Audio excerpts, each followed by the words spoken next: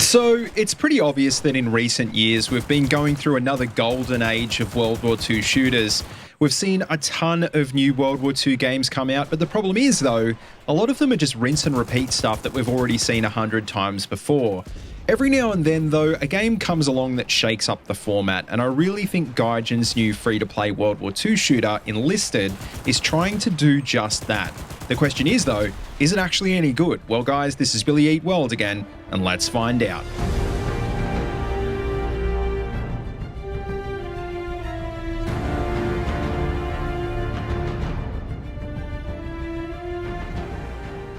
Alright guys, how you going? Welcome to the video, and like I said, today we're checking out the brand new, historically focused World War II multiplayer shooter, Enlisted, which, like I said, is produced by Gaijin, the developers of War Thunder. And just before we start, I just want to say a big thank you to them for sponsoring this video. Now, Enlisted is available on PC, Xbox Series XS, and PlayStation 5, and there's also cross-platform support as well. So please make sure you click that link down in the description or in the pinned comment to download and play the game for free, and get a free bonus when you sign up. But anyway, with that out of the way, the question is then, what actually is Enlisted? Because like I said, I was pretty skeptical at first. There's been a lot of historical shooters released recently, and most of them have been pretty average. But like I said, this game seems like it's doing things a bit differently, but at the same time, it kind of feels pretty familiar as well. Firstly, it's a large-scale combined arms game, probably most similar to something like Rising Storm 2, which in a nutshell is somewhere in between Battlefield and Call of Duty. Except that it's also got a lot of hardcore elements as well, like faction-specific weapons, non-regenerating health, and a ridiculously fast time to kill. Now, the overall scale of the game is also very similar to Rising Storm 2. Once again, in terms of maps, most of them fall somewhere in size between, say, something you'd see in Battlefield and something you'd see in Call of Duty. But the big difference is how Enlisted handles the combined arms aspect. It actually has a lot of vehicles for the size of the maps, including cars, planes, and tanks, and that's not something that you see in other shooter games except for maybe something like Battlefield. And it's no surprise why they've been able to do this, because the game is actually running on Gaijin's own Dagger engine, which is the same engine that runs War Thunder. And you'll notice a lot of War Thunder's key vehicle physics are in Enlisted as well, like armor penetration and the ability to kill specific crew members with targeted shots. Now, I've got to say, even though I did have a lot of fun in the tanks, I'm not really a huge vehicle player, so I don't really want to focus on that in this video. So let's take a look at the Infantry Combat. And well, like I said, this game feels very familiar for a lot of different reasons. Actually, for all of the different reasons. Because it seems like what the devs have actually done with Enlisted is they've looked at all the cool stuff you can do in other shooter games, and they've added it all to their game. Think of an FPS feature, and they've probably added it, like leaning, weapon resting, bullet penetration, focus mechanic, fortifications, and deployable spawn points. It's all in there. Probably the biggest surprise, though, was to find that the game actually has a pretty decent destruction system. I mean, it's not like Bad Company 2, but a lot of things are destroyable. And not just that, but you can interact with a lot of things as well. If you see a door, you can almost definitely open it, and you can even open windows as well. But probably the most interesting new feature of Enlisted is what they're calling squads mode. And in this one, you can actually spawn in with a group of AI troops that you can command. And as long as they're alive, you can actually switch into any of those AI squad members whenever you like, or when your soldier gets killed, which obviously has a massive impact on the core gameplay loop. Now, what do I mean by this? Well, unlike in most multiplayer shooters, only about a quarter of the enemies you see running around in the squads mode are actually going to be human players. And that means a couple of things. Well, firstly, you're going to get more easy kills, and secondly, to really kill a player, you actually need to kill all of their squad mates first.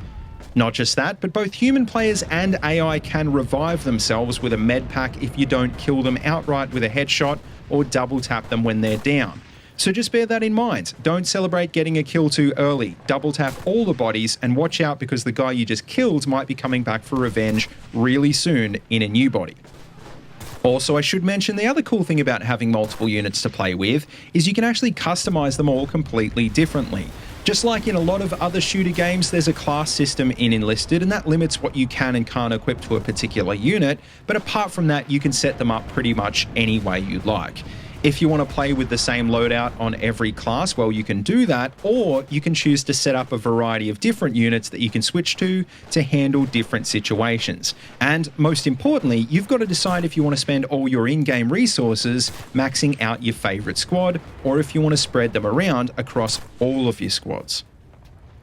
Now that actually leads me to the next and probably the most important thing I want to talk about in this video, which is progression. Because obviously this is a free-to-play game, and that means the devs are going to be making their money through players unlocking things with premium currency. And generally in free-to-play games, well, you're going to have a complex progression system with lots of customization and lots of unlocks. And to be honest, it was actually kind of intimidating trying to figure out how all of that worked in this game, but in reality, you don't actually need to figure it out to get started. Really, the complexity of Enlisted is in the menu screens. Once you actually click start and join a game, if you've played any other shooter before, well, you're gonna know what you're doing. You can even choose to play the Lone Fighters mode instead of squads, which basically just turns off all the AI features and turns the game into more of a conventional style PvP shooter. In a nutshell though, if you're starting from scratch, well, your squads are going to start with pretty basic weapons, bolt-action rifles, maybe the occasional automatic weapon, and no sidearms. But once you get through your first few games, you're going to notice your squads and your factions will be starting to level up, and that's where you can really start to unlock new gear. Now, the most important thing to remember is that just about everything levels up separately, and that includes, for example, each faction in each campaign and each squad within those factions. And there's two campaigns at the moment, the Invasion of Normandy and the Battle for Moscow, with more coming later, and each one of these has both an Axis and an Allies faction. As you complete achievements in-game, you start getting things called orders, which are the cards at the top right of the main menu, and they allow you to unlock new gear, new vehicles, and new units. And as you level up your squads, well, you'll also start getting points to unlock different squad upgrades as well, including perks to increase the size limit of your squad. So in a nutshell, for a free-to-play player, just like in War Thunder, there will probably be some grinding involved to unlock everything, and you're probably going to want to specialize at first in one particular faction. And fortunately, the game does allow you to do that pretty easily. You can select to always join as one particular faction if you want, so you're not forced to play with a faction that you haven't been working on. Now, of course, just like in War Thunder and almost every other free-to-play game, you can speed up that progression and unlock premium items, including full new squads with premium currency. But the good news is, even at level 1 with nothing unlocked, the experience is still a lot of fun. Admittedly, I had some premium squads unlocked, but I was playing around mostly with the basic squads as well, and I wasn't really doing any better or worse. Now, finally, the last thing I want to talk about before we finish up is the presentation. And clearly, if you've played War Thunder before, well, you're going to notice the similarities straight away. It uses a lot of the same fonts and the same colors for the UI, but most importantly, it's got that same fairly bright, colorful overall tone. In that sense, it's probably a bit closer to the feel of a game like Battlefield 5 than it is to, say, Hell Let Loose or Postscriptum, which both have a bit more of a darker tone. And I should mention, although the quality of the textures may be not quite as good as Battlefield 5, they're easily on par or better than any of the other games that I've mentioned in this video. Also, and this is probably the most important thing I want to mention, Enlisted is still in open beta, and that obviously means that it should have the occasional bug, but I actually didn't find any.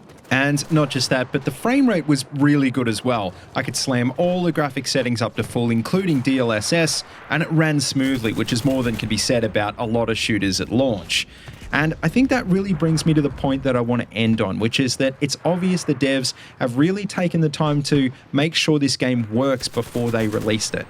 Sure, there's more campaigns and more content to come from the devs down the track, but what we have here, even before launch, is a full-featured, stable game. And I think that is a massive advantage over a lot of other recent World War II shooters.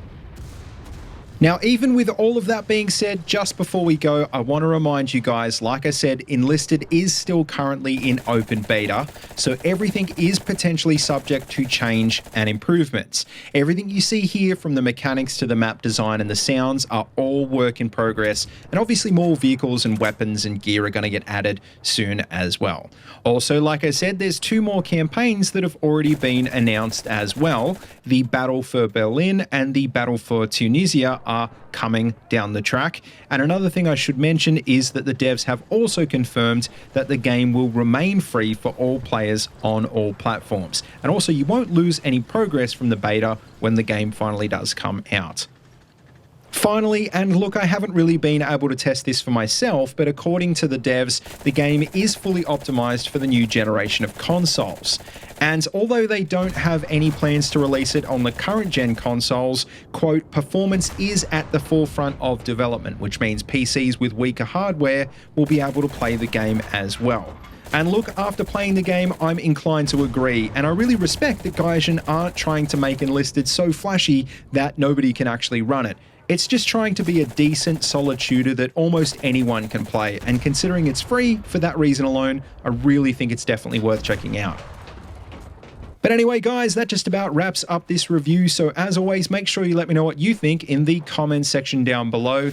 And just remember, click that link in the description and in the pinned comments to download and play Enlisted for free and get a free bonus when you sign up. As always, though, don't forget to like, comment, and subscribe, and please feel free to check out the links in the description if you want to see any more of these videos. And also, don't forget you can find my Twitter and Discord links down there as well if you want to keep in touch. And as always, until next time, see you later, and have a good one.